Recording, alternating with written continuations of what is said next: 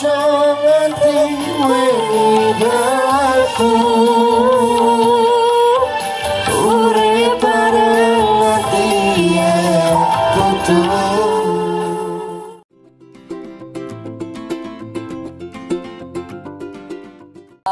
mungkin sebenarnya aku akan balik dulu nih.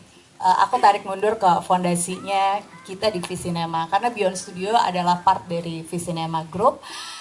Jadi di Visinema itu visinya kita adalah to be the center of excellence in storytelling. Dan tentunya kalau kita bicara tentang storytelling itu kan Indonesia tuh punya banyak sekali pulau, kemudian ada 1000 lebih suku, ada 700 lebih bahasa gitu.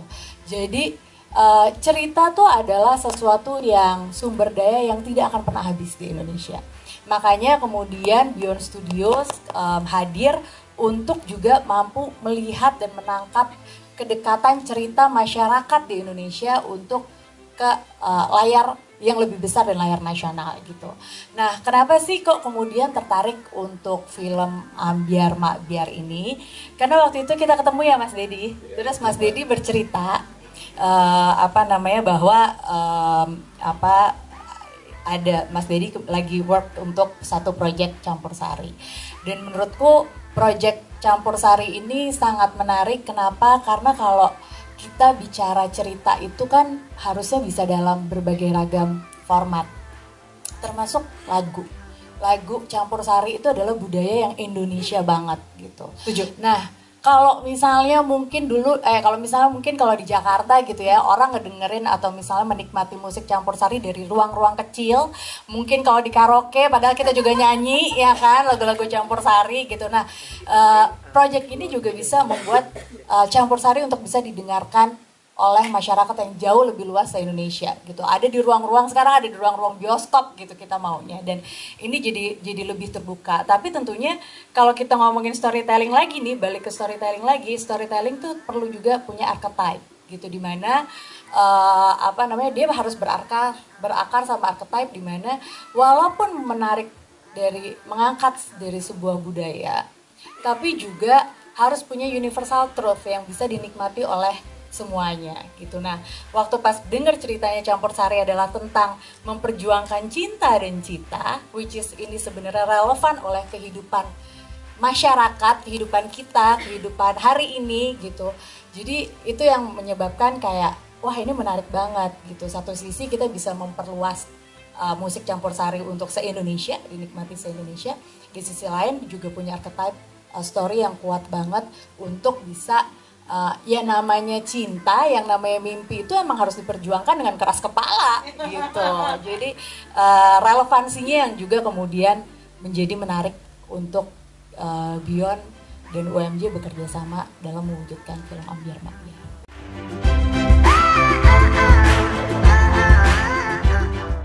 Pilih karena tentunya chemistry-nya dan kedekatan Mbak Happy dan Mas Gilga dengan penonton Indonesia gitu ya, maksudnya dengan masyarakat Indonesia gitu. Kita lihat chemistry-nya mereka udah dapat karena mereka eventually pasangan gitu kan. Dan kemudian juga aku ngerasa karena kita mau membawa Campur Sari ke ranah atau ruang yang lebih besar, Mbak Happy dan Mas Gilga saat ini adalah ikon Campur Sari hari ini gitu. Jadi kenapa mereka? Karena memang perlu ikonnya juga untuk kemudian tampil di dalam filmnya gitu. Dan selain daripada itu, kita juga punya ada Mas Evan yang juga kemudian penyanyi Campur Sari gitu, dan ada juga Mas Darbo yang juga kemudian penyanyi Campur Sari yang untuk bergabung di dalam film ini gitu, sehingga juga bisa membuat impact yang lebih besar terhadap filmnya gitu. Tapi terlepas dari ini, apakah Mas Gilga atau misalnya Mbak Happy, semua pemain yang ada di dalam film ini menurutku, dan aku bersyukur sekali bisa bekerja sama, dan terima kasih untuk diberikan kesempatannya juga bekerja sama bersama kami, itu sudah menampilkan yang terbaik dari kemampuan mereka gitu. Mas Gilga dan Mbak Happy yang biasanya bernyanyi kemudian hari ini acting, Mbak Angie yang kemudian harus bernyanyi gitu kan, Mas Evan yang biasanya nyanyi itu hari ini acting. Jadi menurutku dinamika ini dan kemudian bagaimana ini bisa terdeliver dengan baik seperti yang teman-teman sudah lihat tadi trailernya, aku rasa ini adalah komposisi dan kolaborasi yang sangat pas untuk film ini.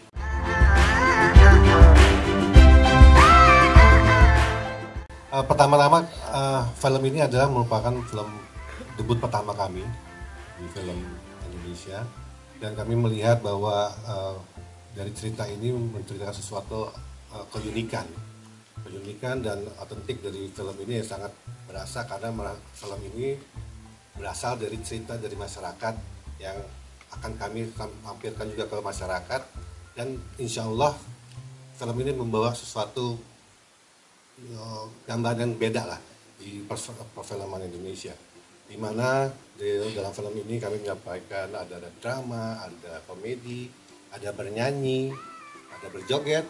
Mungkin Mbak Ovi udah dijoget tadi kan? Udah, apargoy kan? Aku dikit. Dan ini yang merupakan suatu mungkin gambaran yang baru ya untuk film Indonesia ya, gitu Mbak Ovi.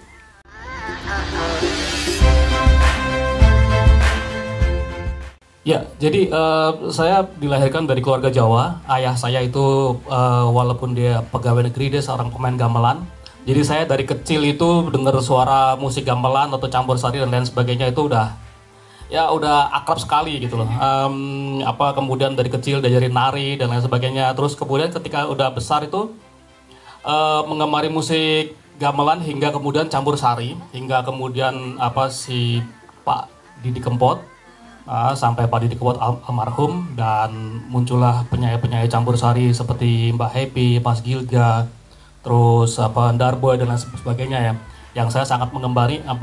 Terus kemudian saya berpikir bahwa ini kalau gue bikin sesuatu jadi deh kalau gue bikin sesuatu. Jadi bener Mas. Jadi ini. Nah saya melakukan riset kan, karena kan saya nggak tahu bagaimana mereka bisa kemudian ngetop, bagaimana perjuangan mereka kan saya nggak tahu sama sekali gitu. Kemudian kami melakukan riset, saya kebetulan sama sahabat saya waktu itu Mas Aris, dia juga salah satu produser di sini, melakukan riset ke berbagai tempat di tentunya di Jawa Tengah dan Jawa Timur, ketemu berbagai penyanyi, salah satunya Mas Evan, kemudian ketemu Gilga Happy, sebelumnya ketemu Darboy, ketemu Denny Caknan, ketemu Guyon Waton, ketemu Bagus ya, ketemu si Hasan Aftersign, ketemu Pendosa, ketemu siapa lagi ya, ya cukup banyak saya ketemu sehingga risetnya kuat, dan saya tahu persis bagaimana mereka memulai karir mereka, dan hampir semuanya seragam. Hampir semuanya, ya tidak semuanya, tapi beberapa itu tidak direstui orang tuanya di musik. Terus beberapa awalnya mereka musiknya rock, kemudian jadi campur sari. Ada yang beberapa musiknya tadinya jazz, kemudian berubah ke campur sari, dan itu sebabnya bahwa penggemar campur sari itu ternyata hasil riset saya itu mengatakan bahwa penggemar campur sari itu tidak pure penggemar campur sari, tapi dia penggemar dari berbagai musik genre. Tapi ketika mereka sakit hati, mereka akan nonton campur sari. Jadi mereka akan menjogeti kesakitan hati mereka sambil nonton konser.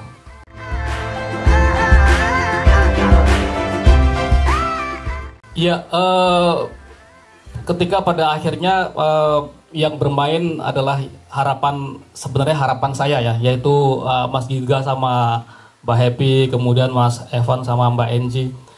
Ketika pada akhirnya yang main adalah mereka, sebenarnya dalam hati kecil saya, terus mereka bisa acting ya? Gitu, saya berpikir gitu pada saat itu. Tapi kemudian kami punya waktu untuk mendrill mereka.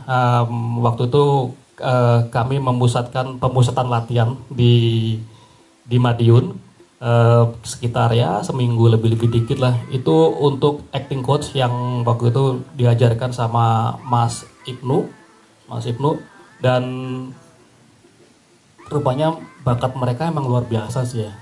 bakat mereka gokil. Multi talentan ya. Multi talent maksudnya. Gokil. Dan nanti ketika tayang di bioskop ada sebuah scene yang kalau dalam skenario itu disebut midpoint. Midpoint itu sebuah scene yang sebuah segmen yang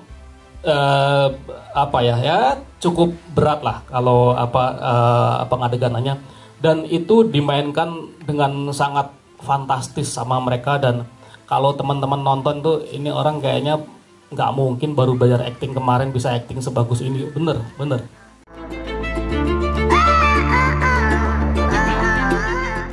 POV dari aku sih, Betari ini anak yang sedikit, ya memang karena dia putri keraton ya, jadi dia lebih kaya daripada teman-temannya itu pasti.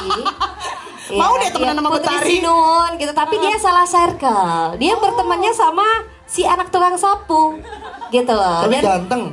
Hah? Iya, tapi salahnya dia tuh cinta sama si darah merah. Kita kan darah biru keraton. Keren.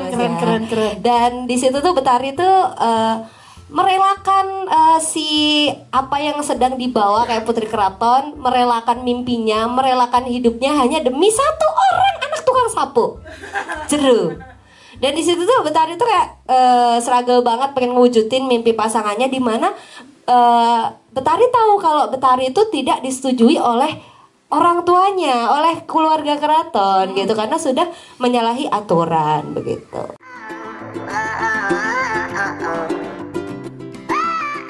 Dari awal ini Om Pugu sebenarnya ngasih aku PR banyak banget ya, karena aku search terus cari gimana jadi putri keraton tuh sampai seminggu aku nggak doyan makan. Jadi di video ini masih kurus ini aku, karena emang nggak doyan makan. Kayak ya Allah, ya apa jadi putri keraton ya, kan aku orangnya tuh kalau teman-teman semuanya udah pada tahu Happy Asmara tuh pasti pencilaan apa adanya gitu. Di sini aku dituntut kayak harus kayak manis, manja, terus kayak kalem, putri keraton, pinter, smart kan, putri keraton itu harus pinter kan. Dimana aku tuh kadang ada kosongnya juga otak ini gitu Mas ya kan. Di situ terus banyak belajar juga. Kita ada ritual-ritual khusus sebelum kita waktu mulai syuting. Di pagi itu kita ada ritual yang ritual-ritual ala-ala keraton lah. Terus sempet kayak di keraton nggak boleh begini, nggak boleh begitu. Terus harus begini, harus begitu. Sampai salam pun kita tuh kayak benar-benar harus benar gitu, nggak boleh terlalu ke bawah atau terlalu ke atas kayak gitu, diperhatikan banget. Dan itu jadi pelajaran yang menyenangkan buat aku. Nggak boleh pakai bahasa Jawa lagi tuh. Jadi pakai bahasa apa? Jadi saya pakai bahasa isyarat. Nggak. Saya pakai bahasa Indonesia. Jadi beda sama teman-teman semuanya. Jadi pas waktu syuting tuh kadang kebawa gitu. Misal pas waktu manggil Mas Bernadi gitu kan. Jadi, Mas Bernadi, enggak gitu. Jadi sampai diulang-ulang karena harus dibetulin gitu, karena logatnya nggak boleh terlalu Jawa. Oh, justru seperti itu ya. Banyak banget tantangannya sampai aku tuh aku kan bukan morning person nih. Terus di situ di mana setiap pagi kita tuh syutingnya pagi. Iya. Dan aku tuh sampai harus melek syutingan lagi, melek coy, iki kudu melek, iki gak melek gak syutingan gitu. Dan kasihan teman-teman semuanya gitu.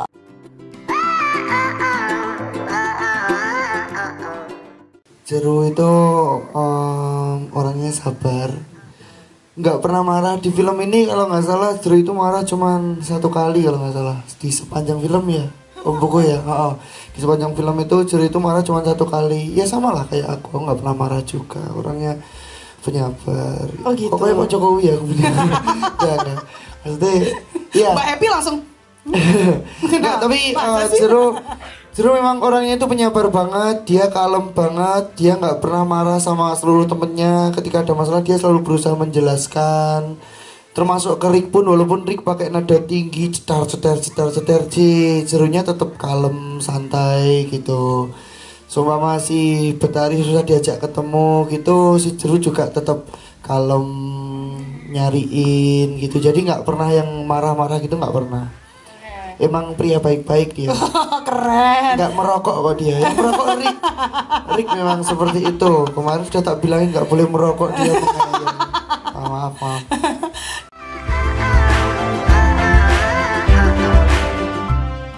Soundtrack di film ini itu ada dua yang diminta sama Om Buko, itu ada Jared Resno sama Pangestu ya, itu dua itu. Kalau Jari Trisno itu menceritakan tentang laki-laki yang sudah percaya dengan wanitanya, tapi ternyata wanitanya lebih memilih laki-laki lainnya. Sakit. Ya. Tapi kalau yang Pangestu itu yang duet, itu spesial permintaannya Om Buku karena mintanya dinyanyikan oleh saya sama istri saya, mintanya duet dibuatkan langsung sesuai dari alur cerita film ini dari awal sampai akhir. Jadi kalau mungkin teman-teman pengen tahu Pangestu itu menceritakan apa, silahkan ditonton filmnya ya. Ya sih. Keren. Ada cerita nggak dalam pembuatan lagunya? Gak ada, dimarahin istri paling.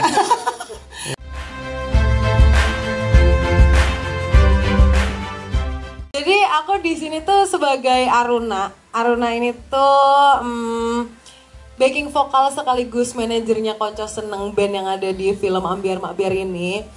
Terus dia juga punya cita-cita yang besar pengen jadi dosen. Tapi di sisi lain dia juga suka sama satu orang di band Konco Seneng ini. Jadi bener-bener banyak banget nih masalahnya Aruna. Aruna tuh keren banget menurut aku, dia tuh kompleks banget karena dia juga pengen jadi penyanyi, dia juga nggak ngelupain akademik dia, terus dia juga orangnya maintenance gitu loh ke teman-temannya. Dia yang kayak jadiin manajer, nyariin pekerjaan juga, nyariin panggung-panggung buat Konco Seneng. Jadi menurut aku si Aruna ini tuh nggak cuma fokus ke satu hal, tapi dia bisa fokus ke banyak hal juga, bisa nge-manajerin Konco Seneng. Sebenarnya aku banyak banget minta dibantuin orang-orang yang ada di sini, gimana sih caranya biar kayak tadi kan aku nggak fales ya, itu udah fales banget, nggak cuma sekedar fales, itu udah nggak tahu kemana arahnya, tapi selalu di backup sama teman-teman para penyanyi di sini, keren banget emang. Terus aku tuh suka banget sama karakter Aruna ini karena biasanya selalu dapet yang lawak, kocak, selalu ada gebrakannya gitu. Tapi Aruna di sini itu benar-benar orang yang tenang, orang yang selalu bisa ngasih solusi di setiap masalah anak-anak Konco Seneng, bahkan teman-temannya. Dia tuh selalu yang paling tenang gitu loh di antara yang lain. Jadi itu tuh sebuah challenge buat aku.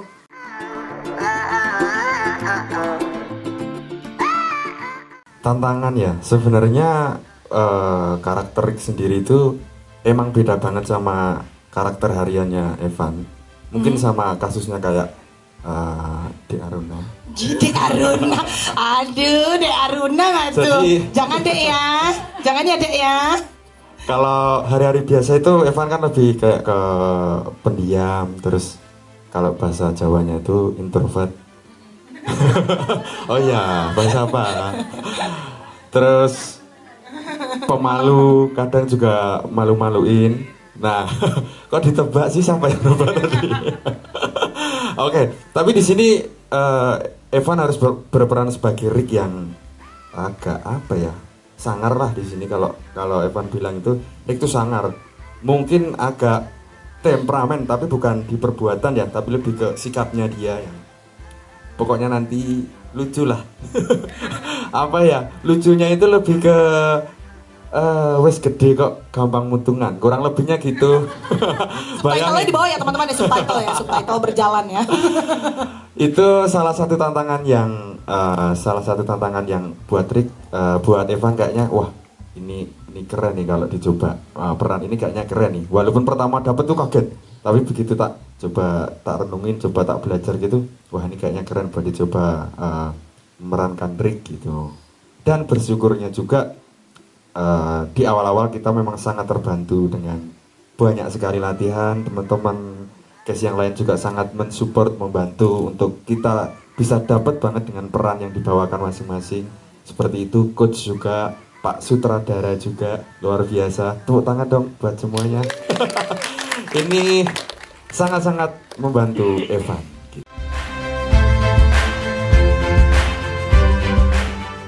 Lagunya yang barusan tadi saya nyanyiin bareng Dek Aruna, jadi judul lagunya itu Mendem Tresno. Jadi itu kayak memendam perasaan cinta, tidak berani mengungkapkan. Jadi itu sebenarnya bukan hanya di film, di kehidupan kenyataannya emang Evan sering seperti itu. Jadi awalnya masa sih? iya. Butuh perantara nggak? gimana? Saya bisa sampein loh. Jadi yang sering terjadi di Evan itu kisah cintanya itu awalnya temenan, berharap jadian tapi endingnya cuma jadi kakak adian. Aduh. Padahal gue udah jadi sandwich generation, udah banyak kakak adik gue yang harus gue urusin ya. Iya, jadi judulnya Mendem Tresna jadi pas banget ketika nulis itu. Wah, kok Evan banget ya. Jadi langsung lancar gitu nulisnya seperti tadi yang teman-teman media dengarkan bersama-sama.